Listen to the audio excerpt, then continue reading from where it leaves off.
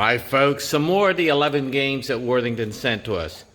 See a theme here? Well, one, it's the War of 1812. Two,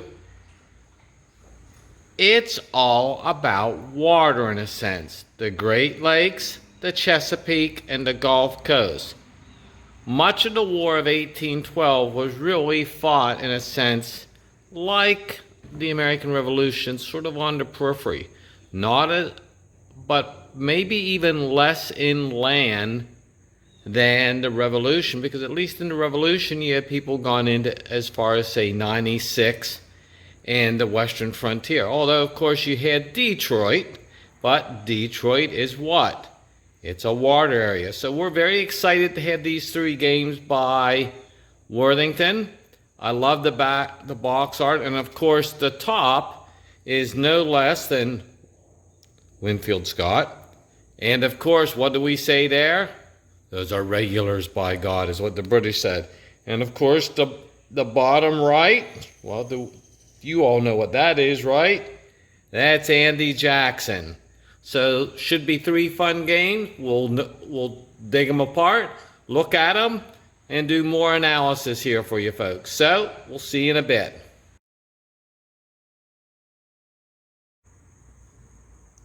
I think Sean Cook is responsible for this box art. So I looked on the rule book, couldn't ascertain for certain if it was anybody else. So let's take a look at the back.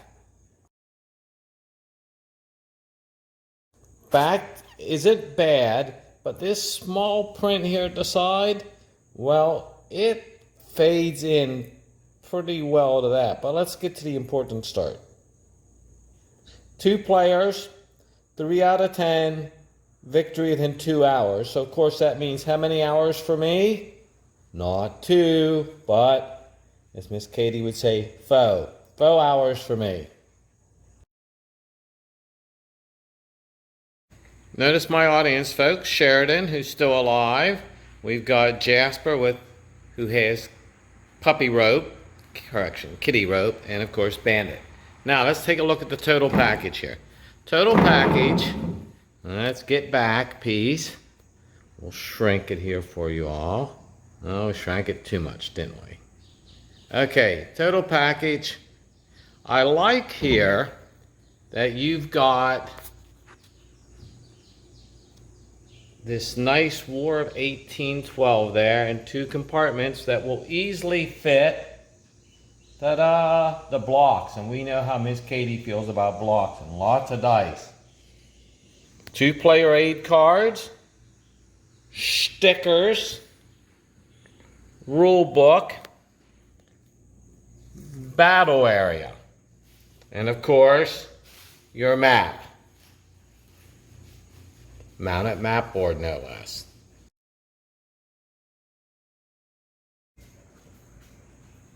Alright, player aids cards. This one's pretty easy. It's your order of battle card.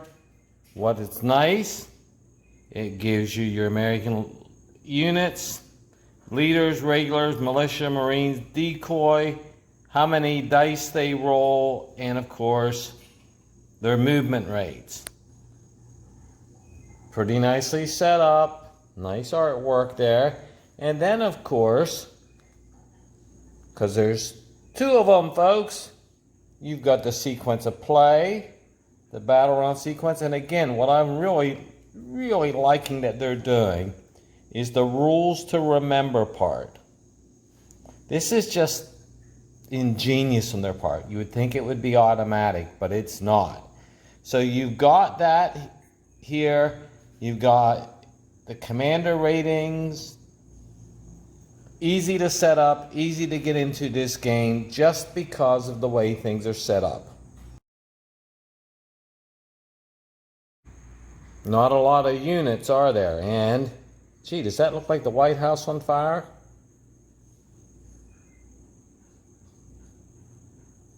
And of course, the most famous or infamous place here would be, let's see if we see it on the map.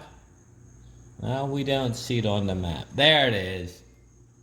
Bladensburg, because any of the militia units would be part of the Bladensburg races. And of course, Admiral Cockburn, who desperately wanted to capture Dolly Madison and make her dance a jig on the American flag for him. Or so it said. Oh, and you heard Jasper, folks. Now let's look at the map. You see, and I like this. We get double. Let's go down through the map. And I think we're going to get Maggie's help. Yeah, we got Maggie's help. Let's go, Maggie. Off the map we go.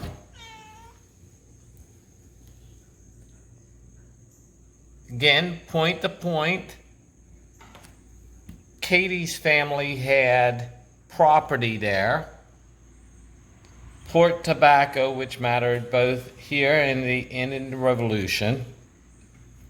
Fredericksburg, which we know matters much later. And of course, your turn track.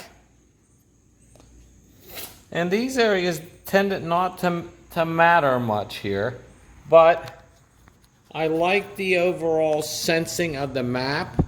It's a clean map until you have a large cat on it.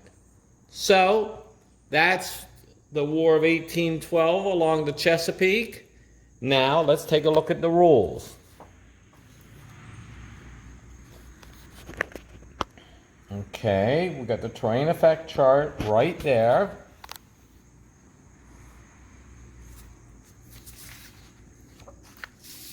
You've got then, we go with game units, the type of units, and of course, the sucky American militia.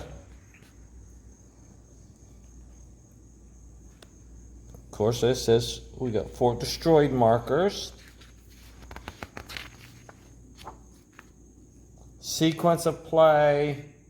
The big thing in the game you would have to think, and they've got it here, is British amphibious movement and British transfer movements. How the battle board is used. Battle round sequence. None of this is hugely different for folks who have played these type of games. Special abilities in battle. I'm not certain that General Ross really deserves much that way. The American generals then were, well, they weren't so terribly hot in this campaign. And of course, game setup. So, looks pretty easy in terms of setup, ability to get going.